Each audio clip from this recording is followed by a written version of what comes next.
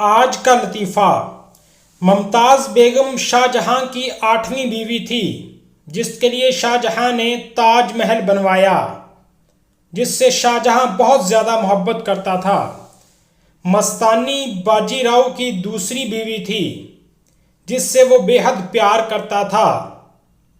इस तरह जोधा अकबर की तीसरी बीवी थी, जिनकी मोहब्बत की कहानी अमर हुई। तारीख इस बात की गवाह है, किसी ने आज तक पहली बीवी से मिसाली मोहब्बत नहीं की।